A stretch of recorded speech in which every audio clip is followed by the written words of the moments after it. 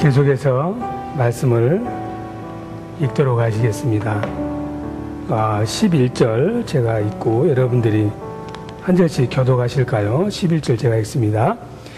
나오미가 가로되 내 딸들아 돌아가라. 너희가 어찌 나와 함께 가려느냐? 나의 태중에 너희 남편 될 아들들이 오히려 있느냐? 내 딸들아 돌이켜 너희 길로 가라. 나는 늙었으니 남편을 두지 못할지라. 가령 내가 소망이 있다고 말하든지 오늘 밤에 남편을 두어서 아들들을 생산한다 하자. 너희가 어찌 그것을 인하여 그들의 자라기를 기다리겠느냐? 어찌 그것을 인하여 남편 두기를 멈추겠느냐? 내 딸들아 그렇지 아니하니라. 여호와의 손이 나를 치셨으므로 나는 너희로 인하여 더욱 마음이 아프도다. 그들이 소리를 높여 다시 울더니 오르바는 그 시모에게 입맞추되 롯은 그를 붙쫓았더라. 나오미가 또 가로되 보라 내 동서는 그 백성과 그 신에게로 돌아가나니 너도 동서를 따라 돌아가라. 롯이 가로되 나로 어머니를 떠나며 어머니를 따르지 말고 돌아가라 강권하지 마옵소서. 어머니께서 가시는 곳에 나도 가고 어머니께서 유식하시는 곳에서 나도 유숙하겠나이다. 어머니의 백성이 나의 백성이 되고 어머니의 하나님이 나의 하나님이 되시리니 어머니께서 죽으시는 곳에서 나도 죽어 거기 장사될 것이라. 만일 내가 죽는 일 외에 어머니와 떠나면 여호와께서 내게 벌을 내리시고 더 내리시기를 원하나이다. 나오미가 룻의 자기와 함께 가기로 굳게 결심함을 보고 그에게 말하기를 그치니라. 아멘. 지금 이 말씀을 읽고 울려고 내가 왔나? 예? 미국에 울려고 내가 왔나? 이런 생각이 드신 분도 있고 미국에 오기를 잘했다 이런 분도 있고 그냥 맹숭맹숭하다 이런 분도 있을 것 같아요. 어떤 젊은이가 길을 가다가 장례식 행렬을 만났습니다. 장례식 행렬을 보니까 상주인 것 같은 남자가 개를 한 마리 큰 걸 끌고 가고 있고 그 뒤로 남자만 70명이 한 줄로 쫙 서서 가는 거예요. 그거 참 장례식 치고는 참 신기하다. 그래 가가지고 그 남자에게 가가지고 상주에게 누가 죽었습니까? 하고 물어보니까 그 상주가 제 마누라가요. 근데 이 장례식에 왜 개는 끌고 가십니까? 이 개가 내 마누라를 물어 주겠어요. 그래요? 근데 혹시 이 개를 저한테 좀 빌려줄 수 없습니까? 그러니까 그 상주가 쳐다보더니 저 뒤에 가서 줄 서시오. 그 개를 빌리려고 70명이나 줄 서 있는 거예요. 혹시 여러분들 중에는 그런 분 없겠죠? 우리가 세상에 살다 보면은 원튼 원치 않든 줄을 서고 살아야 돼요. 네? 제가 그 셰퍼드에 있을 때 보면은 미국 사람들이 왜 공공질서를 잘 지킨가 봤더니 미국 그 프리스쿨은 프리스쿨 디렉터가 아주 왕이에요. 프리스쿨 디렉터가 한번 말하면은 그건 법이고 하나님보다 더 무서워요. 그 마루에 이렇게 줄이 쳐져 있는데 한 50명 되는 아이들이 프리스쿨 디렉터가 딱 나타나가지고 라인업 하면은 나이별 설령별 딱 각맞춰 해병대보다 더 잘해. 하여튼 딱 이렇게 직각으로 꺾어서 가는 걸 봤어요. 완전히 정말 내가 보고 놀랐어요. 아이들이 이렇게 훈련을 받으니까 미국 아이들은 공공장소에서 프리스쿨 디렉터를 생각하면 함부로 못 뛰는 거예요. 우리 교회 아이들은 사정없이 뛰는데 그래서 줄서기는 좋은 거예요. 미국 오면 한국 분들이 답답한 것 중에 하나가 적당히 새치기 하면 좋은데 가는 곳마다 줄 서잖아요. 예. 한국은 줄서기는 줄서기고 새치기는 새치기잖아요. 잽싸게 새치기 하는 사람이 장땡이지. 예. 원래 줄서기는 좋은 거예요. 순서를 기다려서 아무리 개를 빌려가지고 와이프를 빨리 물도록 하고 싶어도 71번째 해야 된다 이 말이에요. 순서를 기다려야 돼. 예, 좋은 건데 한국에서는 좋은 것도 나쁘게 만든 나라가 한국이야. 예, 줄서기를 다른 데다 써먹는 거예요. 줄 잘 서야 된다고. 군대 갔더니 제 고향 출신들은 백이 별로 없으니까 자랑할 게 더블백밖에 없어요. 더블백밖에 없으니까 저 너머 쪽에 사는 사람들은 아버지가 보안사령관도 있고 그러니까 줄을 대충 서도 돼요. 알아서 뽑아주니까. 근데 저처럼 백이 없는 사람은 논산훈련소에 가가지고 눈알이 빨리빨리 돌아가야 돼. 줄 설 때 잘 서야 돼. 줄 잘못 서면은 3년간 고생해. 에? 딱 내 앞에까지 끊어져서 거기까지는 카투사하고 나는 최전방으로 가면 재수 없는 거야. 빼빼 밥치기를 해가지고 그 카투사로 가는 길에 빠져나와야지. 줄 잘못 쓰면 군대 가서 3년간 고생한다. 직장에 가도 마찬가지. 이 줄을 잘 서야 돼. 줄 잘못 쓰면은 승진 못 해요. 줄 잘 쓰면은 승승장구해. 그냥 좋은 줄인 줄 알았더니 나중에 내가 섬기던 상사가 전무하다가 부사장도 못하고 주저앉으면 나도 똑같이 쪽박 차는 거예요. 요즘 한국에도 보면은 대선이 가까워지니까 줄서기 경쟁이지. 미국이라고 그러는 줄 아세요? 지금 남미에다가 막 돈 주고 오바마에게 돈 주고 여기도 줄서기가 돈으로 아주 뒤에서 지금 마쿠에서는 엄청난 지금 줄서기 전쟁이 일어나고 있어요. 그 줄 잘 서면은 성공하는 것이고 줄 잘못 서면은 망하는 거예요. 그래서 줄서기 하는 것은 원래 좋은 건데 우리들 관념에는 별로 안 좋은 것이라고 이렇게 생각이 들어와 있어요. 그런데 우리 신앙생활도 줄서기예요. 예. 구원받는 것은 한 줄이지만은 구원받은 다음에 이렇게 살아야 될까 저렇게 살아야 될까 계속 하나님이 줄서기를 시키는 거예요. 이 길로 갈까 저 길로 갈까. 신앙생활은 계속해서 선택의 기로에 서도록 되어 있는 거예요. 이렇게 사는 것이 하나님의 뜻인가 저렇게 사는 것이 하나님의 두 길 중에 하나를 택해야 돼. 다른 길은 없습니다. 그래서 칼 바르트라는 사람은 미안하지만은 이것 아니면 저것, 생명 아니면 사망, 둘 중에 하나지 중간에 완충지대는 없다고 말을 했어요. 두 개 다 살 수 없어. 하나님도 잘 섬기고 재물도 잘 섬기는 방법이 없습니다. 하나님 아니면 재물이야. 토끼가 두 마리 있는데 한 마리는 산 위로 올라가고 한 마리는 산으로 내려가면은 둘 중에 하나는 쫓아야지. 두 개 다는 못 쫓는 거예요. 그게 바로 마태복음 6장 24절과 요한 1서 2장 15절의 말씀. 세상과 하나님을 겸하여 섬기지를 못한다. 적당히 되지를 않습니다. 둘 중에 하나밖에는 선택하지 못하는 것이 예수 믿는 사람의 숙명이야. 항상 이게 하나님의 뜻인가 내 뜻인가 세상을 좋게 하는 것인가 하나님을 기쁘게 하신 것인가 뭐 이런 생각도 없이 사는 사람도 많지. 그냥 믿음하고 상관없이 하는. 그러나 그래도 믿음 있게 살려고 생각하면은 이게 세상을 위한 길인가 인간의 생각인가 하나님의 생각인가 항상 생각하고 사는 거예요. 그래서 사도 바울도 우리하고 똑같았어요. 그래서 갈라디아서 1장 10절에서 내가 사람을 좋게 하랴 세상을 좋게 하랴 아니면 하나님을 기쁘게 하랴. 항상 헷갈린다. 나도 내가 만일에 사람이나 세상을 기쁘게 한다면은 나는 하나님의 종이 아니다. 오직 나는 하나님만을 기쁘게 하는 그런 줄에 서겠다. 이렇게 사도 바울이 고백을 합니다. 줄 서는 것은 올해 오늘의 일이 아니고 유치원부터 시작해서 계속 줄 서는 것인데 하나님 앞에도 복된 길, 믿음의 길, 올바른 선택의 길을 가야 되는데 우리가 때로는 실수할 때도 많이 있습니다. 오늘 우리가 조그만 화면에서 봤듯이 나이팅게일이라는 여자가 있는데 좀 이 정도는 돼야 될 것 같아. 여자분이시지만은 30살이 돼서 곰곰이 생각을 해본 거야. 예수님도 30에 뭔가 남다른 삶을 살았는데 나라고 그렇게 못 사는 법이 없지. 그래 앉아가지고 하나님에게 기도하잖아요. 하나님, 내가 오늘부터는 나를 위해서 살지 아니하고 하나님의 뜻을 이루는 삶을 살겠습니다 하고 고백을 하고 그렇게 살았어요.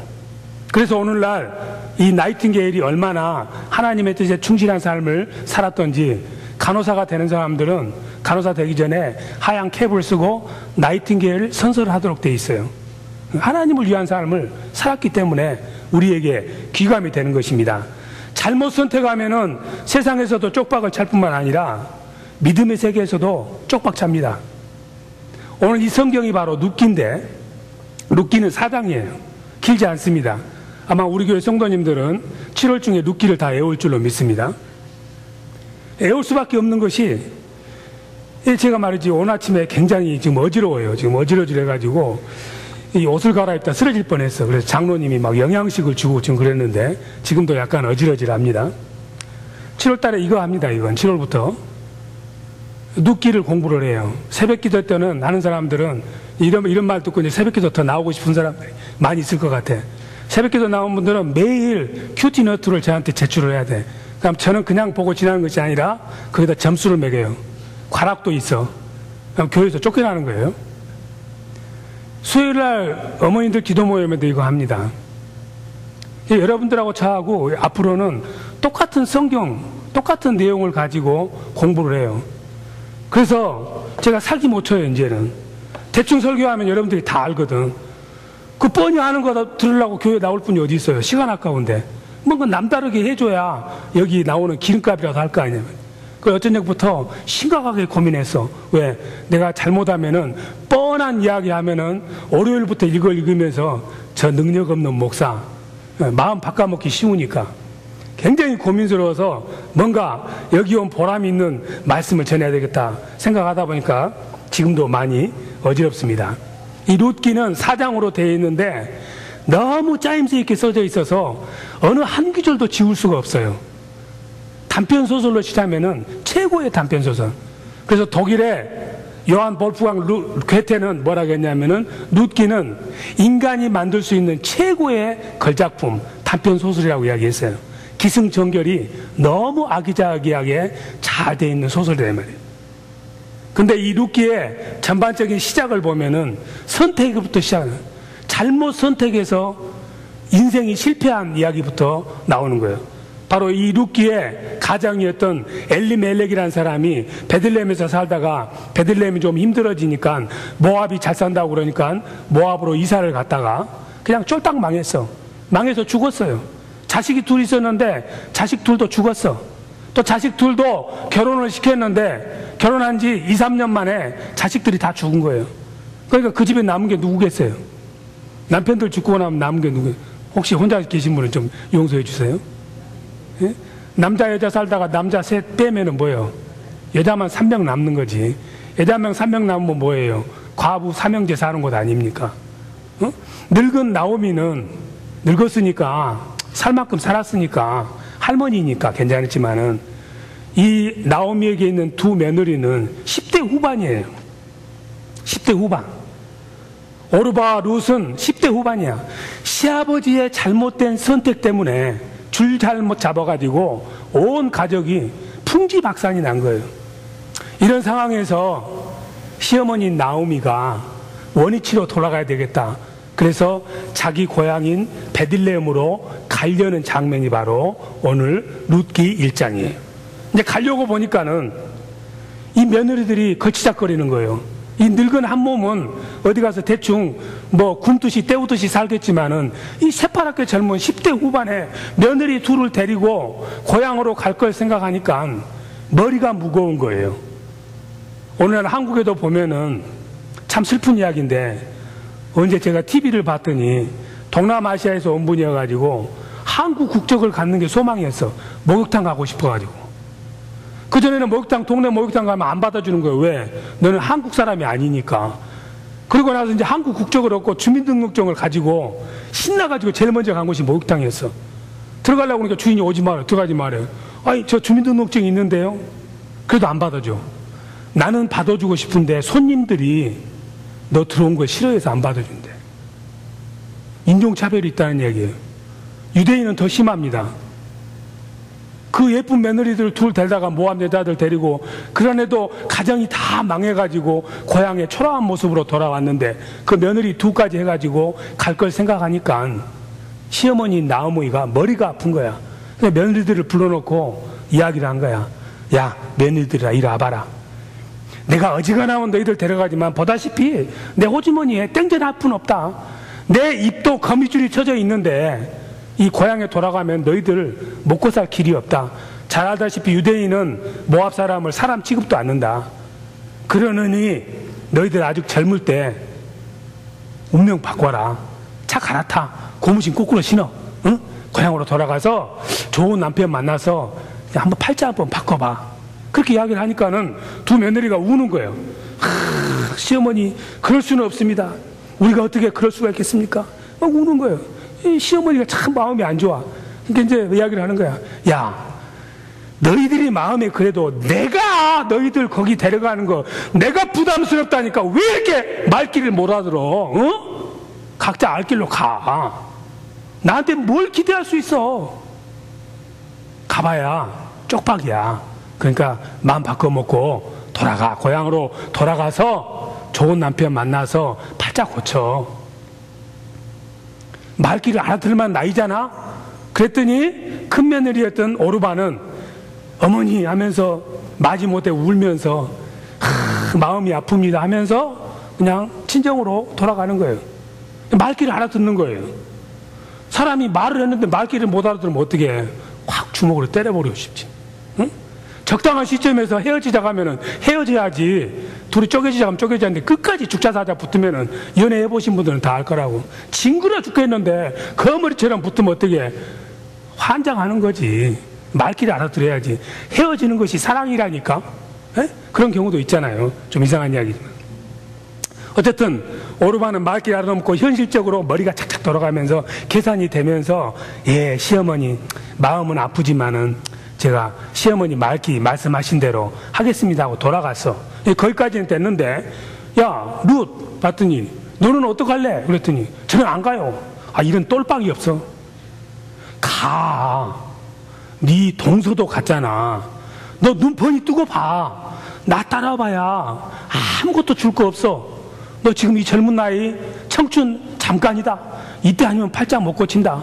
제발 말귀 좀 알아들어라. 이 멍청한 거다. 가라니까. 안 간대. 안 간다고 할 뿐만 아니라 뭐라고 이야기를 해요? 성경에서 이게 가장 아주 아름다운 고백이라고 그러는데 룻기 1장 16절에 뭐라고 그렇습니까? 이 고백은 베드로가 마태복음 16장 16절 가이사랴 빌립보에서 주는 그리스도시여 살아계신 하나님 아들이다. 또 도마가 부활하신 주님을 보고 아, 주는 나의 하나님이시고 나의 주입니다 하는 고백하고 버금가는 고백입니다. 보세요.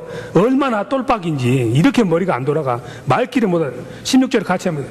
룻이 가로되 나로 어머니를 떠나며 어머니를 따르지 말고 돌아가라 강권하지 마옵소서. 어머니께서 가시는 곳에 나도 가고 어머니께서 유식하시는 곳에서 나도 유숙하겠나이다. 어머니의 백성이 나의 백성이 되고 어머니의 하나님이 나의 하나님이 되시리니. 17절도 읽어보세요. 어머니께서 죽으시는 곳에서 나도 죽어 거기 장사될 것이라. 만일 내가 죽는 이후에 어머니를 떠나면 여호와께서 내게 벌을 내리시고 더 내시기를 원하나이다. 아주 징그러워요. 응? 아주 그냥 거머리처럼 딱 달라붙어가지고 이 장면은 뭐냐면은 벽지를 벽에다가 발라 붙이는 거하고 똑같아요. 예, 여러분들이 벽지 사가지고 그냥 있는 때는 벽지 찢으면 그냥 찢어집니다. 근데 그 벽지를 일단 흙벽이든 콘크리트 벽에다가 확 바르고 난 다음에 벽지가 안 떨어져. 여러분들이 시골에 옛날에 모내다 보면은 거머리 중에서도 찰거머리라는 거 있어. 그 찰거머리는 몸이 찢어져도 받고 있는 입을 안 띄는 거예요. 아주 징그럽게 뭐라고 말해? 어머니의 백성이 나의 백성이. 언제 네 백성 됐냐? 어머니 하나님이 내 하나님이고. 이거 히브리어로 하면은 아멕 아미 엘로하이 엘로하이. 어머니의 백성이 나의 백성이 되고 어머니 하나님 내 하나님. 여기까지는 인정이 되는데 뭐예요? 죽는 데까지 같이 따라가겠대. 같이 죽겠대. 이 말은 무슨 말이냐면 만일에 어머니가 내가 같이 가려는 나를 버리고 가면은 심리도 못 가서 발병만 날 뿐만 아니라 내가 죽어서 내 뼈가 돼도 어머니 뼈 있는 곳까지 찾아가겠다 이 말이에요. 이 말은 무슨 말이냐면은 옛날 이스라엘에서는 가족은 뼈 공동 보관소가 있어요. 어디서 죽었든지 간에 내비도 거기다 묻습니다. 그런 다음에 좀 시간이 지나면은 뼈만 남았을 때 그 뼈를 추려서 가족 뼈 공동 보관소에다가 가족에 돼 있어. 그러니까 어머니가 지금 내가 싫다고 나를 버리고 가도 죽은 뼈다귀라도 나는 어머니를 따라갈 거니까 어차피 그렇게 될 거면은 나 데려가시오 이런 말이에요. 이렇게 빡빡해. 오르반은 말귀를 알아먹고 현실적이고 합리적이고 말귀가 통해서 시부모가 이야기한 대로 알아서 돌아갔는데 룻은 그냥 아예 어머니 말을 무시하는 거예요. 어떻게 보면 좀 답답한 사람인데 왜 두 며느리가 시어머니하고 관계가 좋아서 둘 다 헤어지는 거에 슬펐어. 그런데 한 사람은 어느 정도 되니까는 알았다고 떠나요. 근데 한 사람은 죽어도 못 떠난대. 무엇이 차이가 있냐 이 말이에요. 똑같은 사람인데. 오르바가 잘못됐다고 이야기하지 않습니다. 오르바도 시어머니를 사랑하고 시어머니 말을 고분고분 들을 만큼 효부예요. 룻도 마찬가지고. 둘 다 좋은 사람이야. 그런데 한 사람은 적당한 시점에서 떠나고 한 사람은 끝까지 남는 거예요. 그 차이가 어디서 나오냐 이 말이에요. 우리가 신앙생활 하면서 교회에서 만나거나 어떤 일을 하거나 무슨 사역을 맡겼을 때 그 일을 초지일관하게 쭉 하는 사람이 있습니다. 어려워도 참고 인내하면서 하는 사람이 있는가 하면은 좀 하다가 시험 들어가지고 사람 때문에 환경 때문에 기분 나빠서 안 알아줘서 그냥 내팽개 치는 사람이 있어. 교회를 다니다가도 그냥 다음날 기분 나쁘면은 그냥 언제 반났듯이 확 돌아서는 사람들이 있어. 어렵고 힘들어도 그곳에 남아서 그냥 못생긴 소나무가 산을 지키듯이 남는 사람이 있는가 하면은 조건과 환경이 맞지 않거나 자기의 희망이 없어지면은 언제 반야식으로 180도 얼굴을 바꾸는 사람이 있는 거예요. 그 차이가 어디서 나오냐 하면은 어떤 일에 대해서 그 일이 큰 일이든 적은 일이든 이 일이 하나님이 내게 맡긴 일이라는 소명감이 있느냐 없느냐가 차이를 내는 거예요. 오르바는 좋은 며느리였지만은 시어머니를 사랑하는 것이 의무, 관계, 인륜, 교양, 도덕, 윤리, 공자가 말하는 방법으로 이 시어머니를 사랑했고, 룻은 그러한 인륜적인 그러한 관계를 뛰어넘어서 이 시어머니를 내가 봉양하는 것은 하나님이 내게 주신 소명이라고 생각한 거예요. 그러니까는 인륜 지도를 따라서 시어머니를 섬겼던 사람은 조건이 바뀌고 상황이 바뀌니까는 떠날 수가 있어요. 사람이기 때문에. 그런데 룻은 이 시어머니를 만나게 하신 분이 하나님이고, 이 시어머니가 아무리 가난하고 먹을 것이 없고 내게 짐이 되고 내가 이 시어머니를 따라가면은 손해를 볼 것 같고 희망이 없고 고생이 있을 것 같지만은 이 시어머니를 만나게 하신 분이 하나님이고 이 시어머니를 내가 봉양하는 것이 하나님이 내게 주신 소명이라고 생각했기 때문에 떠날 수가 없었던 거예요.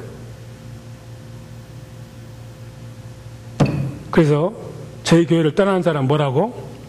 소명이 없는 사람이다. 인간적인 관계를 맺고 살면은 언제든지 배신합니다. 사람은 믿을 게 못 돼. 그 믿을 수 없는 사람이 신실하게 붙어 있을 수 있는 길은 그 사람이 이 일이, 이 자리가, 이 행사가 내가 하는 것이 하나님이 내게 주신 소명이고 만나게 하신 분도 하나님이라는 것을 깨닫는 사람은 절대 그 자리를 떠나지 않고 지킵니다. 배신이 없다는 이야기예요. 바로 한 사람은 소명의식을 가지고 살았고 다른 한 사람은 소명의식이 없었던 것이요. 소명의식이 없는 사람은 맨날 넘어져. 사람 때문에 넘어지고 조건 때문에 넘어지고 계산해보고 안 맞으면 떠나게 돼 있어. 그러나 소명의식이 있는 사람은 계산적이질 않습니다. 조건과 환경과 상황 때문에 오락가락하지를 않아. 왜냐하면은 그 일이 하나님이 내게 주신 일이고 하나님이 부스러진 일이기 때문에 하나님이 떠나라 하지 않은 이상은 그 자리를 지키는 거예요. 소명 있는 사람은 끈기가 있어. 끝까지 그 일을 이루는 거예요. 엘리사를 보세요. 엘리야 선지자를 따라다닙니다. 원래 농부였는데 하나님이 선지자로 불렀어. 선지자 일을 하려고 보니까 능력이 있어야 되겠어. 엘리야로부터 축복을 받아야 되겠어. 엘리야를 끝까지 마치 벽에 붙은 벽지처럼 붙어 다니는 거예요. 길갈로 가면 길갈로, 여리고로 가면 여기로, 여리고에서 요단로 가면 엘리야가 제발 좀 그만 따라와. 아닙니다. 나는 스승님에게 축복을 받아야 되겠습니다. 끝까지 따라가서, 왜? 선지자의 소명이 있기 때문에 인간적인 눈치를 보지 않는 거예요. 결국은 하나님으로부터 엘리야 선지자가 받았던 2배의 영적인 축복을 가지고 자기 스승이었던 엘리보다 훨씬 더 큰 사역을 감당합니다. 스승이었던 엘리야가 그렇게 구박을 하고 따라오지 말라고 이렇게 나무래도 끝까지 끈기를 가지고 따라갈 수 있었던 이유가 이 엘리야 선지자를 만나게 하신 분이 하나님이고 이분을 통해서 하나님의 일이 이루어질 것을 알았기 때문에 끝까지 포기하지 않고 그분을 따라간 거예요. 사명감이 있는 사람은 절대로 포기하지 않아. 사명감이 있는 사람은 끝까지 그 일을 이겨내. 고난이 있어도 핍박이 있어도 절대로 물러서질 않아. 사도 바울을 보세요. 하나님이 복음의 제사장으로 세워서 이방 선교의 사도로 세우니까는 아무리 어렵고 힘든 일이 있어도 절대로 포기하지 않습니다. 하나님 주신 사명을 위해서 목숨을 바쳐가면서 달려가는 거예요. 그게 바로 사도행전 20장 24절에 나오는 주께서 내게 주신 사명과 내가 주님으로부터 받은 그 사명을 이루려 하면은 내 달려갈 길을 다 달려가고 내 목숨이 없어진다 할지라도 나는 그것을 하등에 아깝게 생각하지 않겠다고 이렇게 고백을 하지 않습니까? 사명감이 있는 사람은 절대로 사람 때문에 오락가락하거나 손해볼 것 같아서 내가 피해를 입을 것 같아서 핍박이 있을 것 같아서 다른 사람이 나를 욕을 하기 때문에 이런 것들 때문에 움츠러들질 않아요. 왜? 내가 지금 하고 있는 것은 하나님이 주신 소명이기 때문에 함부로 접을 수가 없는 것이에요. 바로 이 룻이 그런 소명감이 있었기 때문에 이 시어머니를 내가 섬기는 것은 단순히 효도가 아니고 하나님이 내게 주신 사명이야. 그렇기 때문에 시어머니가 떠나나 해도 나는 못 떠나요. 어머니 하나님이 나의 하나님이에요. 어머니 죽는 것에 나도 같이 죽겠어요. 끝까지 그 시어머니를 봉양할 수 있는 거예요. 이런 소명의식이 있을 때 줄을 잘 설 수 있어. 이런 소명의식이 있을 때 올바른 판단을 해서 제대로 된 길을 갈 수 있어. 이 소명의식이 없으면은 가다가 멈추기도 하고 곁길로 가. 쉬운 길, 넓은 길을 찾아가게 돼 있어. 소명의식이 있는 사람은 자기를 부인하고 자기 십자가를 지는 마태복음 16장 24절 좁고 협착한 길이라 할지라도 주님이 원하시는 길이기 때문에 그 길을 기쁨으로 가는 거예요. 사명이 있는 사람과 사명이 없는 사람 사이의 차이점이야. 그러면은 사도 바울처럼 큰 소명만 있어야만이 하나님이 주신 소명이 아니나 아무리 하찮고 보잘것없는 일이라 할지라도 그것을 내가 하나님이 내게 주신 소명이라고 생각해서 열과 성을 다해서 하면은 그게 바로 소명이 되는 거예요. 세상에서도 한국에 보면은 지금 뭐예요? 그 뭐라고 합니까? 뭐 일 잘하는 사람보다가 예? 달인 김병만 코미디 프로에 나온 달인 김병만 있잖아요. 별의별 짓을 다 하잖아요. 예? 그 사람 그 간단한 사람 아닙니다. 그 사람은 코미디 프로 나갈 때마다 이게 내 인생의 마지막 코미디 프로라고 생각하면서 각오를 단단히 하고 나가서 달인다운 모습을 보이는 거예요. 근데 생활의 달인들 TV에 나오는 사람들 봐. 뭐 스티브 잡스처럼 뭐 컴퓨터 개발한 사람 하나도 없습니다. 그저 천안 삼거리에서 호두과자 찍거나 아니면 길거리에서 찐빵 찍거나 아니면 냉면 뽑거나 아니면 짜장면 뽑거나 이런 사람들이야. 그런데 그 짜장면을 30년을 뽑다 보니까는 짜장면 면발이 그냥 이 길이 넓이 좀 제가 한번 그거 본 적이 있어. 그 냉면 뽑는 사람인데 자기 그 조수하고 냉면 뽑으면서 냉면을 딱 뽑아가지고 안 보고 뒤로 확 던진대. 20m 떨어진 데다가 냉면 사발을 확 던졌더니 조수가 탁 봐도 그래서 조수도 뒤로 돌아가지고 휙 던지니까는 이 사람도 뒤로 탁 봤더라고. 냉면 뽑는 일을 굳은 일이라고 생각하지 아니하고 이 냉면 뽑는 일 때문에 내 식구가 먹고 살고 나는 이 냉면 뽑는 일이 이 짜장면 뽑는 일이 천안 삼거리에서 호두과자 하는 일이 하나님이 주신 천직이라고 생각하는 사람은 그 일을 하면서 기쁨으로 하는 거예요. 최선을 다해서 하는 거예요. 누가 알아주든 안 알아주든 I don't care. 인상 안 써. 그러다 보니까는 호두과자를 하나 뽑아도 다른 사람 하나씩 하나 주는데 젓가락 하나로 10개씩 뒤집는 거예요. 그래서 TV에 나오는 거예요. 여러분들이 집에서 교회에서 저처럼 폼나는 일을 한다고 해서 소명이 아니야. 소명이라고 하는 것은 너가 서 있는 그 자리에서 너가 필요한 일에 너 재능을 가지고 기쁨으로 열정을 가지고 죽으면 죽으리라는 각오를 가지고 최선을 다해서 하는 것이 바로 소명이야. 그것이 있는 사람은 인생의 살맛이 나. 재미없는 인생일지도 모르지만은 인생에 의미 있는 인생을 사는 거예요. 바로 룻은 소명을 가졌고 사명을 가졌기 때문에 의미 있는 인생을 살 수 있었던 거예요. 한 사람에게 하는 것이 하나님 일이었다 이 말이에요.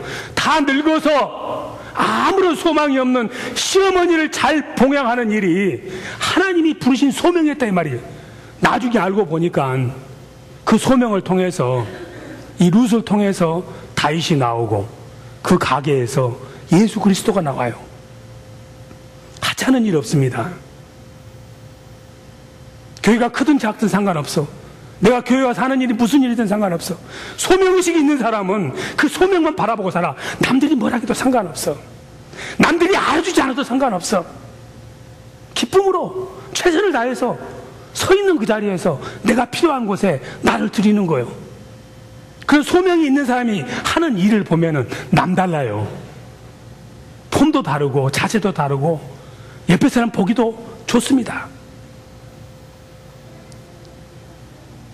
여러분들이 잘 아는 헬렌 켈러라는 여자가 있는데, 알다시피 헬렌 켈러는 눈도 못 보고 귀도 못 듣고 말도 못 하잖아요. 이 헬렌 켈러를 키웠던 스승이 앤 설리반이에요. 요즘도 보면 설리반 러닝센터라고 있죠, 미국에. 근데 이 앤이 어렸을 때 어머니가 돌아가시고 아버지는 알코올 중독자고 그냥 길에 쫓겨난 거야. 갈 데가 없으니까. 동생하고. 그래서 보스턴에 있는 보호소, 시 보호소에 들어갔는데 들어가자마자 동생이 그냥 병으로 죽었어. 그러니까 이 앤 설리반이 완전히 정신착란증을 일으켜가지고 어린아이가 미쳐버린 거야. 미치면서 눈도 그냥 시각장애인으로 바뀌어버려서, 그러면서 소리 지르고 아무도 그 아이를 돌볼 수가 없으니까는 그 보호소 지하 철문 속에다 가다 놨어. 하루 종일 소리 지르고 뭐 음식 줘도 먹지도 않고 아무도 저 아이를 돌볼 수가 없고 희망이 없었어. 그랬는데 그 보호소에 노라라는 간호사가 있었는데 그 애가 너무 불쌍한 거야. 근데 찾아가서 걔가 듣든 안 듣든 책을 읽어주는 거야. 아무런 반응이 없어. 음식을 줘도 먹지도 않아. 그러다가 어느 날 초콜릿을 가져가서 초콜릿을 가만히 방 안에다 놔뒀는데 저녁 때 와서 보니까 초콜릿이 없어진 거야. 그걸 보고는 희망을 봐서, 그래서 더 사랑을 베풀어주고 책을 읽어주면서 이 앤이 정신이 올바르게 돌아오면서 눈도 수술해서 볼 수 있게 되고 학교를 졸업해서 이제 교사의 자격을 얻었어요. 그리고 나서 어느 날 신문을 봤는데 광고가 나왔는데, 구인 광고가 나왔는데, 우리 집에 딸이 하나 있는데 듣지도 못해요, 보지도 못해요, 말하지도 못해요, 삼중고를 겪고 있는 딸인데 누군가 와서 이 딸을 좀 보살펴 줬으면 좋겠다고 거기에 자원을 했습니다. 그 여자아이가 헬렌 켈러였어요. 이 헬렌 켈러를 위해서 앤 설리반은 자신의 모든 삶을 희생해서 48년 동안을, 헬렌 켈러가 대학을 졸업하고 템플 대학에서 박사 학위를 받을 때까지 계속 벽에 붙은 벽지처럼 헬렌 켈러를 돌보아 준 거야. 이 삼중 장애를 가졌던 헬렌 켈러였지만은 그 앤 설리반의 그 희생과 헌신을 통해서 나중에 훌륭한 사람이 돼서 많은 사람들에게 유익을 끼치는 하나님의 종이 된 거예요. 그 헬렌 켈러 한 사람을 위해서 희생하고 헌신하고 손해를 보았던 앤 설리반은 그 일을 할 때 자업으로 생각하지 아니하고 하나님이 자기에게 주시는 소명으로 생각하고 그 일을 48년을 했기 때문에 그 일에 열매를 맺을 수 있었던 것입니다. 소명이라고 하는 것은 어디 큰 어디가 있는 게 아니야. 기도원에 있는 게 아니야. 오늘 이곳에 이 자리에 이 모습으로 우리를 부르신 하나님께서 이 자리에서 내가 무엇을 해야 될지를 알게 하시고 그것을 내가 할 수 있는 은사와 재능이 있다면은 그것을 위해서 내 자신을 드릴 때 그게 바로 소명이야. 하나님이 만나게 하시고 하나님이 이 교회를 있게 하시고 이 만남을 통해서 내게 필요한 곳이 있으면은 그곳에 내 자신을 드릴 때 그게 바로 소명이야. 그 일을 위해서 아무리 하찮고 보잘것없는 일이라 할지라도, 조그만 어린아이 하나를 보는 일이라 할지라도 그 일을 위해서 하나님이 내게 주신 일이라는 그 부르심의 소명을 쫓아서 행하는 사람은 룻과 같은 축복을 누릴 수 있는 거예요. 룻기가 있는 이유가 바로 그거야. 어떤 일을 하든지 간에, 먹든지 마시든지 무슨 일을 하든지 간에 하나님이 내게 주신 일이라는 것을, 하나님의 영광을 위해서 살라고 주신 것이라는 것을 깨닫고 소명의식을 가지고 살라는 거예요. 멍하니 살지 말고 흔들림이 없이 목표를 향해서. 룻은 한 사람 시어머니를 향한 그 조그만 소명을 잘 감당했기 때문에 결국은 본인이 도저히 기대할 수 없었던 엄청난 하나님의 축복을 받았어요. 자기 손자가 다윗 왕이야. 그 다윗 왕의 16대 우세에서 누가 됐어요? 예수 그리스도가 나오는 축복을 누린 거예요. 그런 여러분들께서 나는 할 일이 없어요, 나는 별 볼 일 없어요, 이런 생각하지 마시고, 하나님은 우리를 빚으셨고 우리 한 사람 한 사람에게 누구도 대신할 수 없는 독특한 사명과 소명을 주었습니다. 부르신 곳에서, 있는 그 자리에서 내 있는 것으로 열정을 가지고 최선을 다해서 할 때 그게 바로 하나님 일을 감당하는 일이 되고, 그런 사람은 흔들림이 없고 좌우로나 우로나 치우침이 없이 주님의 말씀대로 살아서 하나님에게 영광을 돌리고 자자손손이 복을 받는 축복이 있을 줄로 믿습니다. 주 너의 하나님 왕 대신 주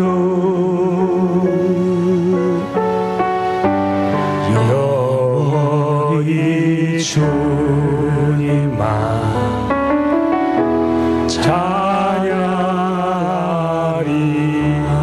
너 어디 가든지 같이 찬양하십니다.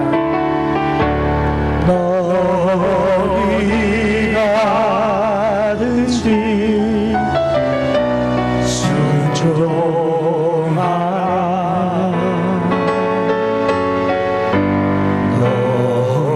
어디 있든지 충성하라.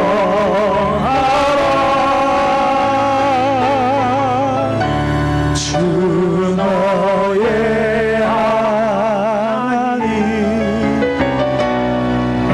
왕의 주 영원히 주님만 찬양하라. 나 어디 가든지, 나 어디 가든지 순종하라. 순종하리. 나 어디 있든지, 나 어디 충성하리. 충성하리.